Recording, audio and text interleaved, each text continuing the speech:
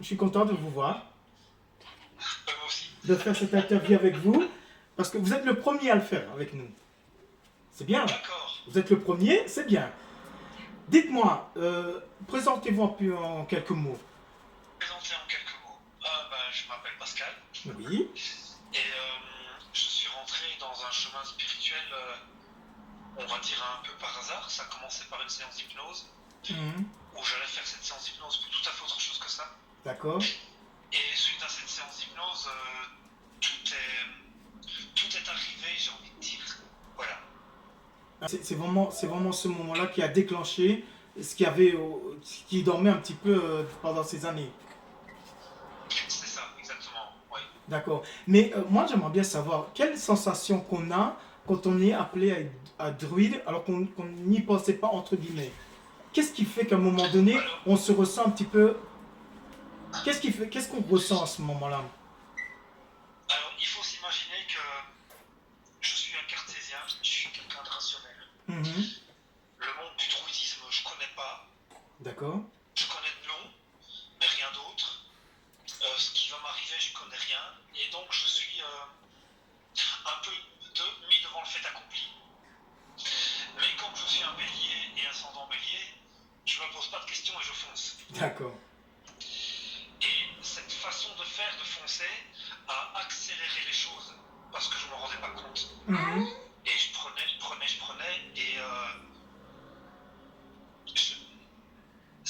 et c'est comme si aussi je me retrouvais. D'accord. J'étais en profonde colère sur le monde entier. Et en rentrant sur ce chemin-là, il y a toute cette colère qui s'est évanouie parce que c'est comme si je me retrouvais moi. D'accord. Mais c'est bien. Parce que ça Oui, vous permet d'avoir un reflet sur vous-même et de vous remettre en question par rapport à certaines choses, par rapport à la colère, et d'atténuer cette colère-là.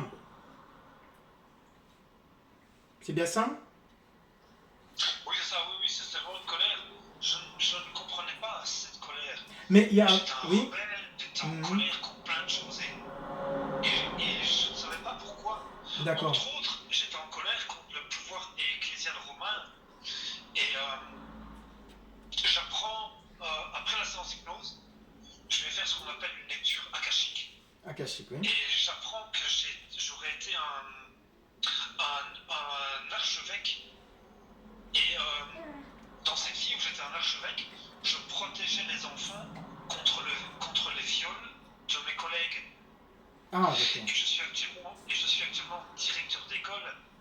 Et j'ai compris un tas de choses. J'ai compris un tas de choses. Oui, mais quand vous ressentez ça, quand vous voyez ça, c'est des images ou bien c'est vraiment vous revivez ce moment-là à travers vos ressentis ou comment ça se passe ce moment-là? Alors, ça a commencé avec des images. Je Mhm. recevais des images. Oui, Mais je recevais aussi des mots. Je recevais des phrases. Et puis ça s'est amplifié. d'accord. Les images sont devenues très présentes. Les mots, de plus en plus, je recevais des phrases.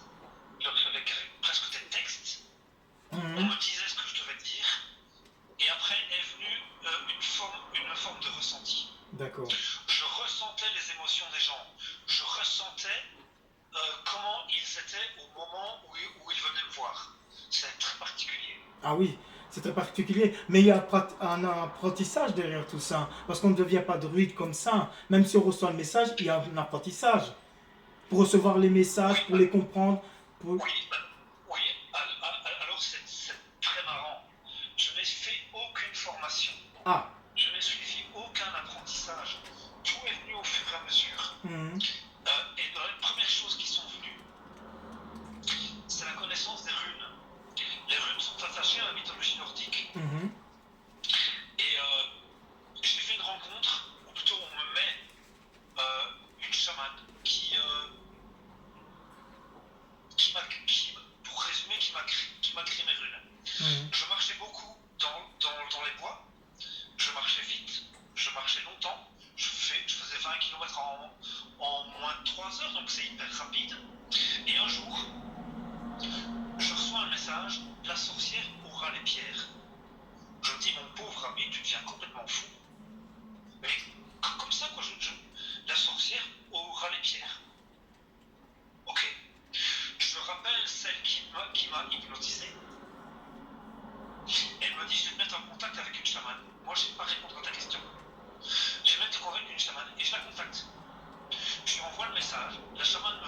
message, appelle-moi vite. Et puis, au début de l'appel, elle me dit, écoute, j'ai reçu le même message que toi, c'est moi qui dois te faire tes runes. T'es quoi? Donc il y a eu tout cet épisode runique Oui. qui est venu. J'ai fait monter moi runique. Et après, j'ai compris que j'étais en connexion avec la forêt parce qu'il y avait, à chaque fois que j'allais dans la forêt, dans n'importe quelle forêt où j'allais, j'entendais le message, bonjour druide, te revoilà. Et je me dis, c'est pas possible. Une fois, deux fois, trois fois, quatre fois. Et les forêts, je ne les connaissais pas, j'y étais jamais allé. Et à chaque fois, le même message. Je me dis, là, il y a quelque chose. Et donc, encore une fois, je vais explorer mes vies ancestrales. Et je me rends compte que j'étais druide dans beaucoup de vies. Druide, mage, sorcier. Et toujours, ou en tout cas en grande partie, en contact avec les runes, on appelle les runes du Futhark, c'est-à-dire le plus ancien alphabet runique connu. Et donc, je commence à faire des liens. Et puis, dans la forêt, il se passait, je recevais aussi des messages. À un moment donné, même après 5-6 km, alors en marchant vite, on est déjà bien à jour, je frissonnais. Et un jour, je me dis, mais c'est pas possible. Mais qu'est-ce qui se passe?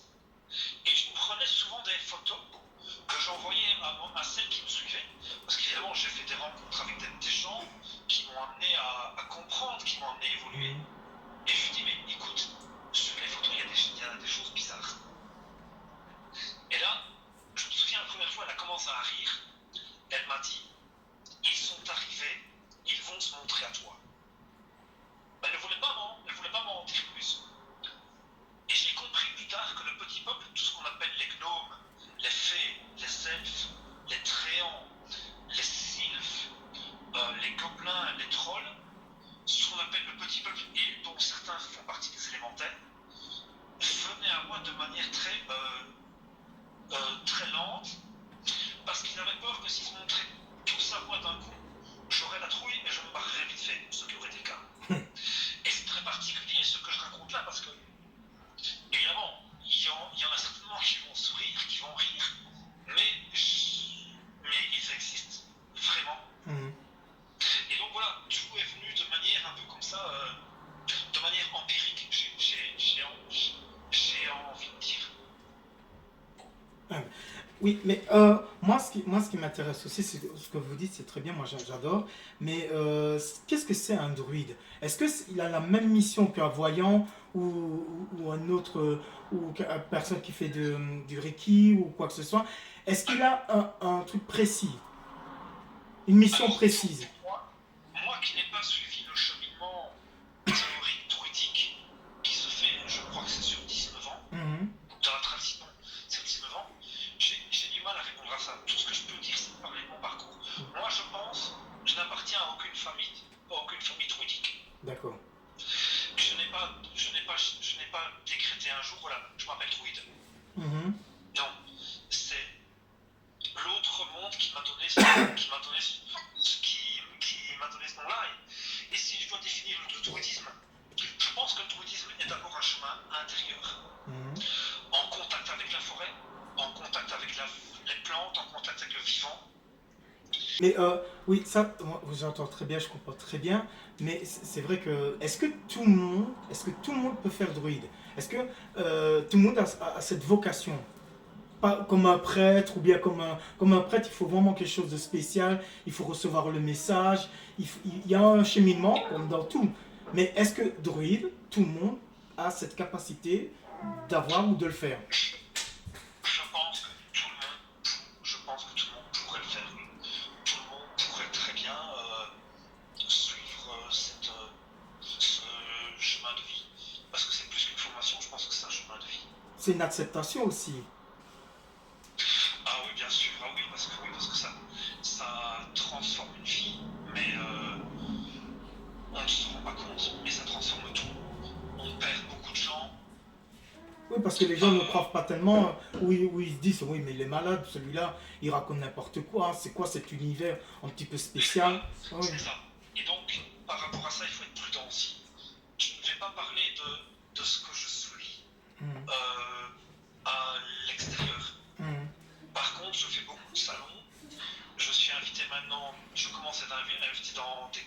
conférences dans des lieux où on m'invite pour me rendre, où je parle de mon parcours. Mais évidemment, j'en parle pas n'importe où. D'accord. Parce qu'on me prendrait pour un fou, évidemment. Oui, ça je comprends très bien. Mais moi, on s'était rencontrés dans un salon et si vous vous souvenez, je vous avais posé une question. Et cette question, je la pose souvent aux voyantes et tout ça. Est-ce que dans tous ces trucs, dans tous ces guides qui vous guident et tout ça, est-ce qu'il n'y a pas un côté démon où les démons essaient de s'introduire et dire des fausses informations ou de vous plonger vraiment dans des trucs qui peuvent vous attaquer tous les jours?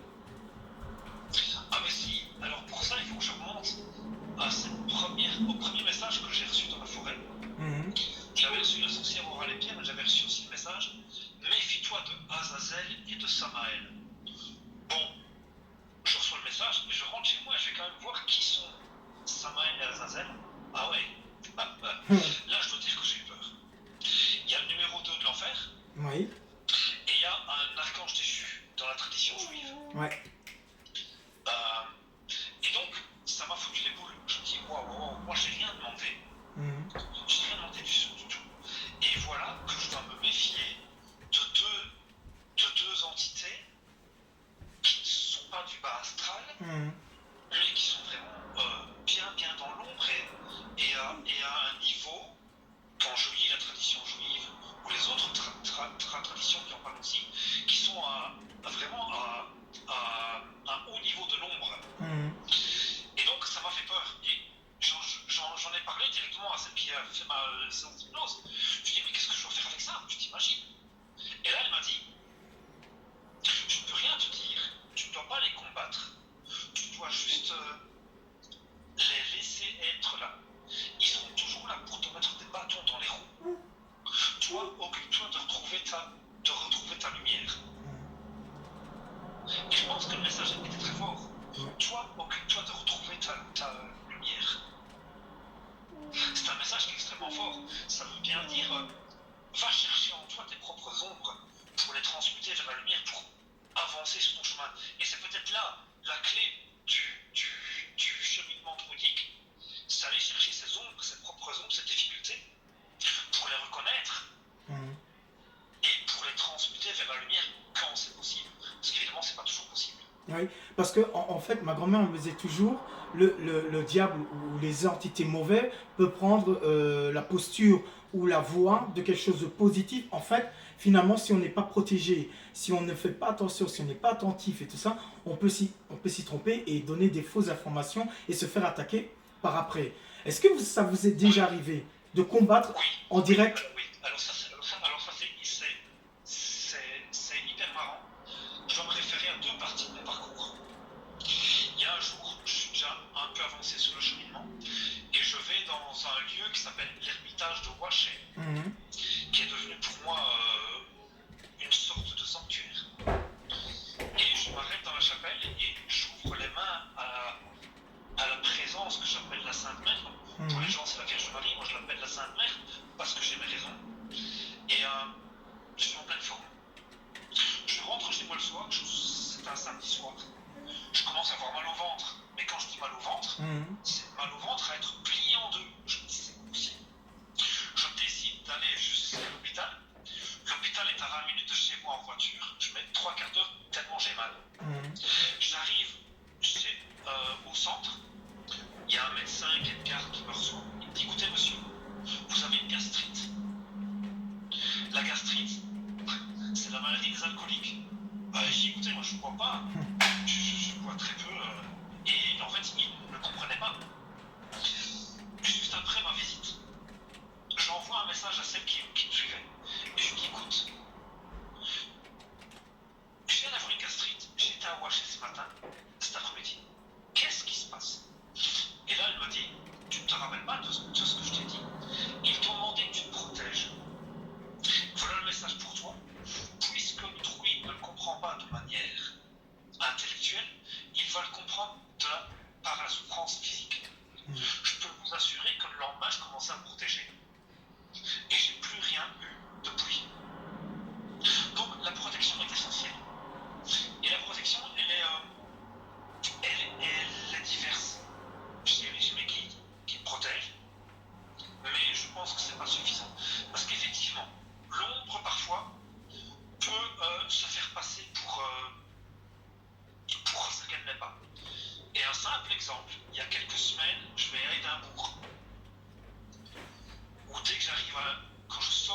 moment où j'arrivais d'un coup, je me sens chez moi et je savais que je devais aller à la cathédrale Saint-Gilles.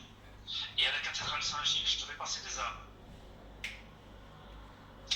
J'arrive dans la cathédrale, je rentre dans la cathédrale, j'entends une corneille. Alors qu'il était impossible qu'une corneille rentre dans la cathédrale. Pourtant, j'entends la corneille. Et je sais que quand j'entends la corneille, c'est un avertissement. Ça veut dire, oh, fais gaffe, il y a quelque chose, il y a une grâce qui va te tomber dessus. Je fais pas attention, je suis dans mon truc. Je me mets dans un coin de la cathédrale. J'ai mon pendule. J'ai des âmes qui arrivent. Et il y en a une que je veux pas faire passer. Et je ne sais pas pourquoi, elle passe quand même.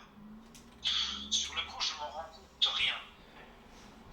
Une semaine ou deux après, j'ai une amie qui est dans le monde des énergies et qui, elle, travaille carrément sur la magie noire, qui me dit, écoute, j'ai un message pour toi.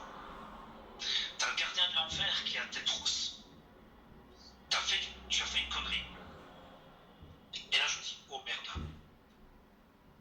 Et je me rappelle de cette cathédrale à Édimbourg où j'ai passé des âmes, et là, je ne devais pas la faire passer.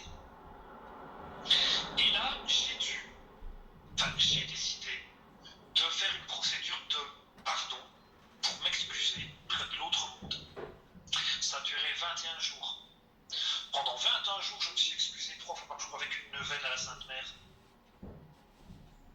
Les premiers jours ont été très compliqués.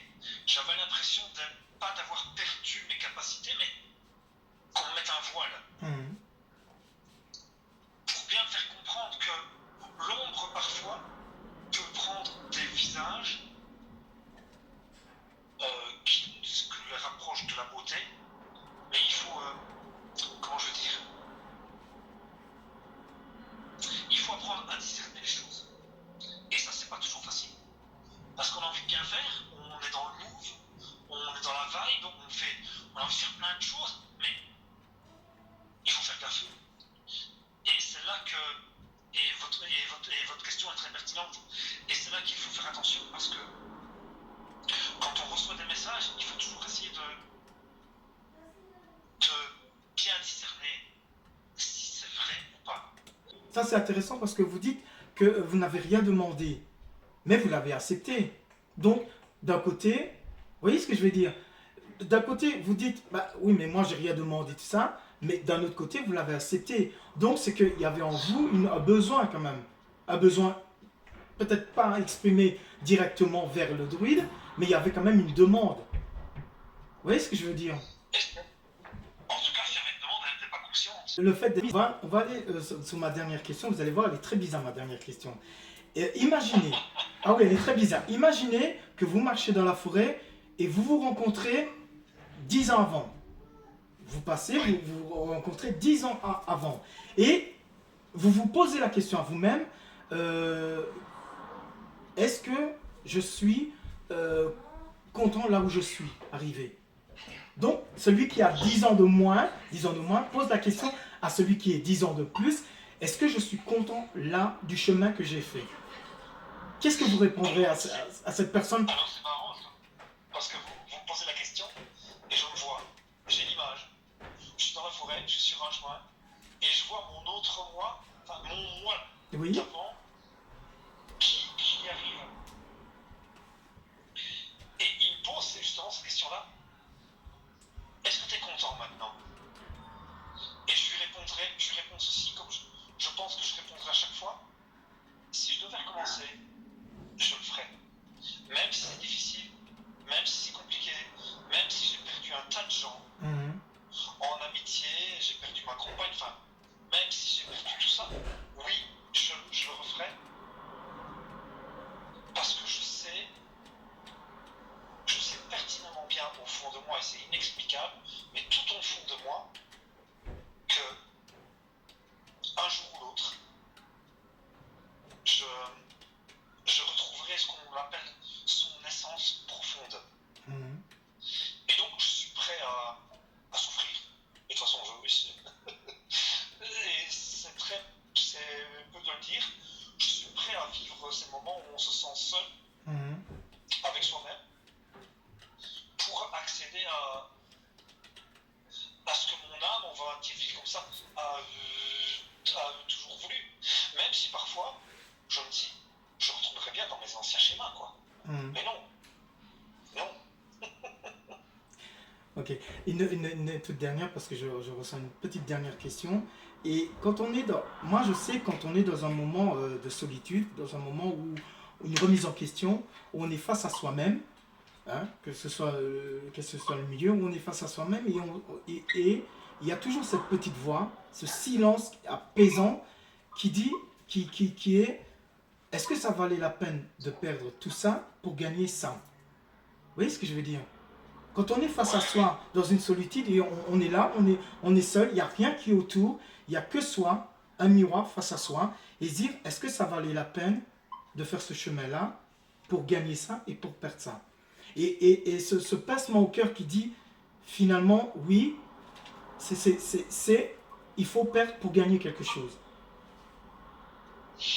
Alors, c'est une bonne question, évidemment, parce que je me la pose souvent. Est-ce que ça vaut la peine que je fasse tout ça? Parce que il y a plein de choses que je ne connais pas, évidemment. Mhm. Alors oui, il me serait facile, encore une fois, de revenir dans mes anciens schémas et de me contenter de ça, de savoir, ok, ça va se passer comme ça, mais non. Parce qu'à un moment donné, je vais encore clasher, j'ai envie de dire. Et je fais confiance Mhm. à ce qui va m'arriver. Mhm. C'est difficile, c'est ce qu'on appelle travailler sur le mental, laisser l'ego et le mental de côté, et c'est ça qui est le plus difficile. C'est faire confiance Mhm. et se dire que laisse-toi porter par la vie et la vie t'apportera ce dont tu as besoin. Mhm. Ça, pour un être humain, c'est extrêmement compliqué Ouais. parce que les gens qui arrivent à faire ça totalement, c'est ce qu'on appelle des maîtres ascensionnés. Il y a eu Yeshua, il y a eu Mohamed, il y a eu, il y a eu, il y a eu Siddhartha. Tous ces gens-là, que j'appelle moi les maîtres ascensionnés, ce sont ces gens qui sont arrivés à se dire, ok, je fais confiance totalement à la vie et je me dénude du reste. Mais qu'est-ce que c'est compliqué? Ouais. Qu'est-ce que c'est compliqué de se dire, ouais, ok, si j'ai plus de travail, c'est bon, l'univers est là pour m'aider. Oh, oh, oh, oh, oh. Mhm. Doucement, hein. Doucement. Et c'est compliqué de se dire aussi, je ne vis avec personne et je vois plein de couples autour de moi qui sont heureux, et pourquoi moi je n'y ai pas droit? Mais je me dis que je n'y ai pas droit pour l'instant parce que je dois travailler sur les anciens schémas. Mhm. J'ai lu. Et peut-être que j'y aurai Mhm. droit un jour. J'espère que j'y aurai droit un jour. Mais en attendant, j'essaie de travailler sur moi un maximum pour,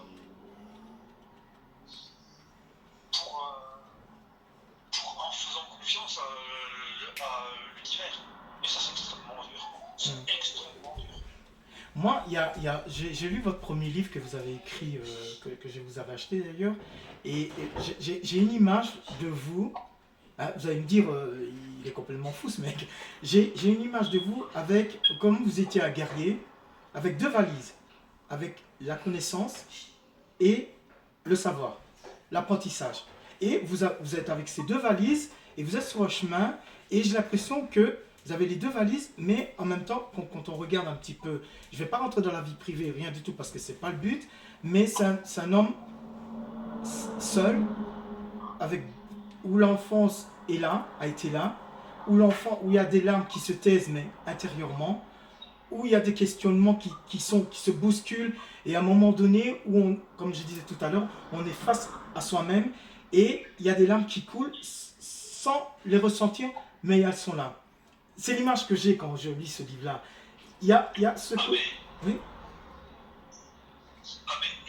elle est très juste. Surtout que j'ai appris il n'y a pas longtemps. Et là, je peux dire que les gens entendent ce que je vais dire. J'ai appris il n'y a pas longtemps aussi que j'ai été victime, dans ma plus tendre enfance, d'attouchement. Mhm. Et c'est très compliqué de le dire là maintenant. Mais je me rends compte que ce qu'on m'a enlevé quand j'avais cet âge-là, l'info que j'ai, que je reçois, je dois avoir entre 2 et 3 ans. C'est très compliqué de se dire que à cet âge-là, on m'a enlevé ma souveraineté, Mhm. parce que c'est vraiment ça. Et je me rends compte seulement à 54 ans maintenant que toute ma vie privée a été biaisée par ça, quoi. Et oui, l'image que vous avez, elle est juste. J'ai aussi cette impression-là. Et là, on va parler d'un concept qu'on appelle le concept de l'âme. On imagine qu'il y a l'humain est en trois, le corps, l'esprit, l'âme, Mhm. et l'âme décide de vivre, de s'incarner et a une mission pour évoluer. Et je pense que mon âme, elle n'a pas choisi le chemin le plus facile, quoi. Oui. Et je commence à me rendre compte maintenant pourquoi j'ai été amené à m'éveiller de manière spirituelle. Parce que quand j'allais recevoir l'information que je viens de recevoir il y a quelques semaines, Mhm. il fallait que je sois prêt. Sinon, je crois que je me tirais pas dans la tête, quoi. Oui, parce que vous avez une force intérieure qui vous permet de rester debout et d'avancer. Ouais, Il y a des gens qui ont vécu c'est compliqué. des choses comme ça, c'est très compliqué leur vie. Je m'imagine, il y a 10 ans de ça, Mhm. je suis pas dans la spiritualité du tout. J'apprends, je subis des attouchements et je sais qui c'est, hein. Mhm. Je sais qui c'est. J'apprends que je subis des attouchements. Je crois que j'en fais une chose, quoi. C'est en finir. Parce que c'est tellement compliqué d'apprendre ça. Mhm. Et de se dire, ouais, mais tu réagissais comme ça dans tes relations sentimentales parce qu'il y avait ça. Donc je cherchais toujours le mieux, le plus, pour toujours à la recherche de ce qu'on m'avait de ce qu'on m'avait enlevé. Et maintenant que je le sais, il y a des lumières. Je me dis, ok, t'as fait ça parce que tu faisais ça parce que. Donc maintenant, stop, arrête-toi Mhm. et laisse faire l'univers. Mais ce serait compliqué, hein. Ah, mais ça, c'est... Je dis ça, je ne fais absolument pas de malin, hein. Faut pas croire. Non, non, non, mais Je suis. C'est très difficile, hein.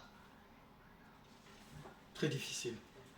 C'est très difficile de faire confiance et de se dire qu'ils ont attendu que je sois prêt, en tout cas d'après eux, spirituellement, pour pouvoir encaisser ça, quoi. L'âme, Parce que c'est la pire des choses qu'on peut faire. votre âme était prête à faire ça. Parce que qu'est-ce qui est le plus fort entre l'âme et l'esprit? Qu'est-ce qui a... Comment Est-ce que c'est l'esprit ou l'âme qui accepte en premier? Ou c'est les deux en même temps? Alors, je pense. Mais ça, il faut vraiment. C'est quelque chose auquel je n'étais pas ouvert du tout. Mhm. Je pense que l'âme est une forme d'entité qui décide de s'incarner dans un corps Mhm. pour vivre des expériences. Oui. C'est ce qu'on fait avant la naissance. Ouais, c'est ça, avant la naissance. Oui. Ensuite, l'esprit, c'est ce qui va rester quand on va passer de l'autre côté. L'esprit, c'est ce qui va rester quand on meurt. Mhm. Quand physiquement, on meurt. Mais l'âme, c'est quelque chose qui va repartir après. Et comment je vais expliquer ça? Il suffit d'analyser ce qu'on appelle l'akasha. L'akasha dans la tradition indienne, c'est aller explorer les mémoires de l'âme. Mhm. Et c'est tout à fait particulier de faire ça parce qu'on se rend compte. Et là, je vais peut-être utiliser un concept que peu de gens vont accepter, mais on se rend compte qu'on a eu d'autres vies avant. Mhm. Et que notre âme a vécu des choses avant et qu'elle s'incarne pour qu'on essaye de passer outre ce qu'elle a vécu avant. Par exemple, l'abandon, le rejet, qui sont liés aussi à nos blessures d'enfance intérieures. Et je pense que nous sommes amenés à travailler pour l'âme. Mhm. Mais humainement, on se dit non, ce n'est pas possible, quoi. On n'a pas envie. Parce que c'est extrêmement dur. Mhm. Et parce qu'on ne connaît surtout pas le résultat.